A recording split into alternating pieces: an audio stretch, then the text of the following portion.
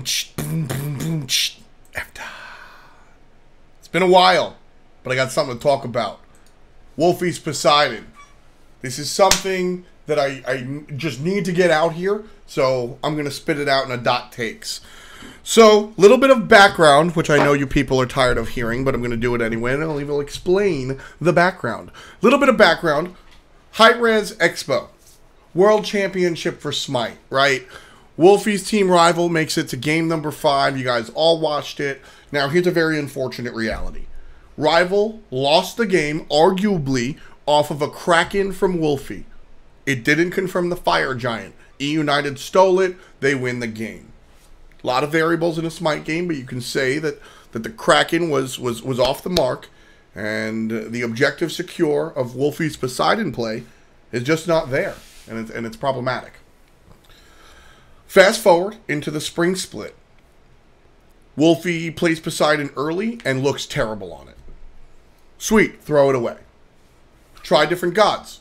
Ra, Thoth, everything looks good. The Isis looks beautiful. So this is less of a conversation about Wlfy as a mid laner and more a conversation about Wlfy on Poseidon.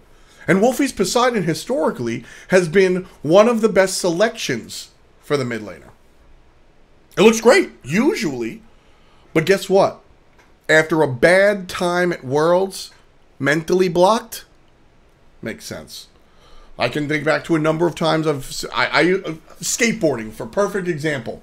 I remember being a skateboarder. I used to skateboard as a kid, and there's a grind called the 50-50 grind, where you just go and you grind like that, right? You go on the edge of a curb like that, and I was awesome at it. I used to do it downstairs. I used to do it off of ledges, and then one day there was a little lip like this high, and I went coming mad fast and I overshot it. So instead of grinding, which offers a lot of friction and you slow down, I landed on the lip and slipped out, fell on my tailbone, bruised it. I was in terrible pain.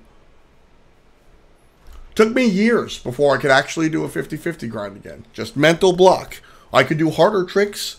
I could do different stuff. Couldn't pull that off. Mental block. Sports, they call it the yips. Sometimes you just all of a sudden can't do what you have done for so long, right? Got a chance to talk to Wlfy's coach, and he said, look, we identified the fact that the Poseidon wasn't working. He shifted to longer range options, which allows him to stay further back, and lo and behold, we got a chance to watch Wlfy improve. It was exciting to watch him just be better. Now, it's a talking point. That is something, as a commentator, that is history of the game. If you didn't check out Worlds, and you're just seeing the league now, you have to understand the context. You have to understand why Wlfy is known for his Poseidon, but isn't playing it. And then when they do select it, you have to understand that the last time he played this, it was bad at Worlds. And it was arguably why they lost Worlds. And you have to understand that he tried it again in the first week back at the Pro League, and it wasn't there. He couldn't play it well. So you have to understand that context to get the whole story. Because it's exciting when Wlfy plays Poseidon now. Not just because he's good at it, but because the history that he wasn't good at it. I'm sorry if you watch every single broadcast, you're going to hear that probably every single time Poseidon comes up in conversation with relate to Wlfy right now. Because it's an important talking point. It's part of the background of the league, and it's exciting to understand. Now, I don't think I owe any apologies to Wlfy. 1, because I don't, and 2, because he's a mature individual.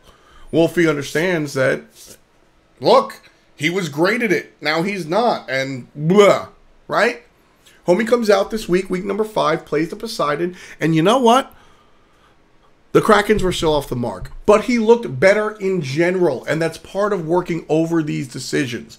And Wlfy himself tweeted, look, everybody that's yelling at me for picking Poseidon, go kick rocks.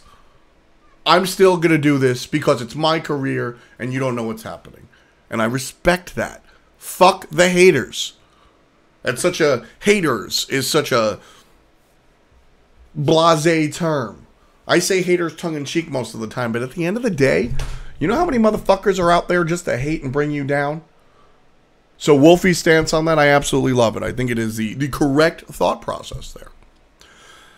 And so I love that Wlfy came back to this Poseidon in week number 5 because he showed an improvement and perhaps more importantly, he showed a desire to improve. You know how many mid lane options there are right now? You know how many gods Wlfy could just say, look, I'm just not going to play Poseidon. It was a terrible moment in my career. I never want to play that god again. And I'd consider that the easy way out. Wlfy did not do that. He put it on the shelf for a couple of weeks, walked away, took a step back, and then realized, or didn't realize, I'm sure the whole time he just said, look, I need a breather. I need to try something different. I need to step away and go elsewhere before I come back to this Poseidon, which has plagued me. And now, like I said, week number 5, not the greatest performance, but he looked better on it. And I think it's important that he looked better on it. And I love that he went back. And yes, this is a LAN contentive... what am I saying? This game determined if Rival could go to LAN.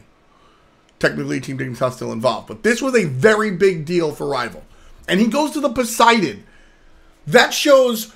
Oh my god, this was one of my favorite moves. It shows trust and faith in himself for just going, you know what, I fucked up. I'm going to put it behind me and try to improve. It puts his teammates in a fantastic light because they trust their mid laner to get past this mental hump. It shows great fortitude, mental fortitude by way of his coach for accepting the fact that Wlfy wants to play the Poseidon, wants to get over it, and the squad will create a composition around him if the enemy composition presents itself to allow him to play that pick. And perhaps the biggest deal, as I said, in an important game. This wasn't versus SK Gaming or Mouse. This was against a team that they were contending with for LAN to get to LAN. Everything about this Wlfy Poseidon pick, I think, is excellent.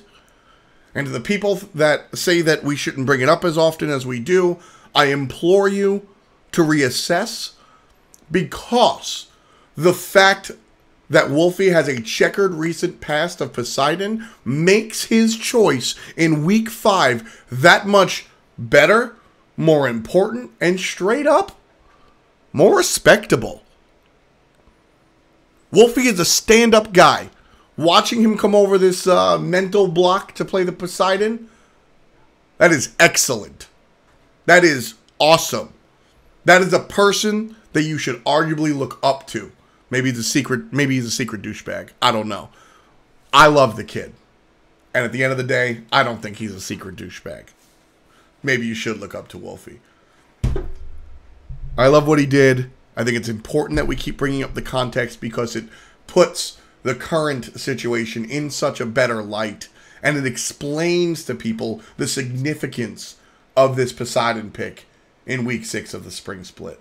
My job is to both translate the high-level game to lower-level players, highlight the important passages, and, of course, deliver context to those that aren't as inundated with the league as most of the people watching this video, myself, and Wlfy the players.